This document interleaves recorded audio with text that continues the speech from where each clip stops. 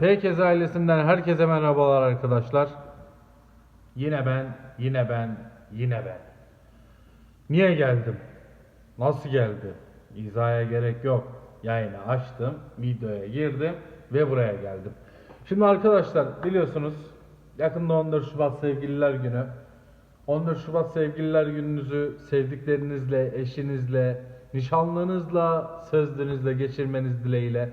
Benim gibi, bizim gibi sevgilisi olmayanlara şu şarkıyı bir hediye ediyorum. Videomuzu beğenelim, kanalımıza abone olalım. Sevgilisi olmayan kaç kişi var? Yorumlarda buluşalım.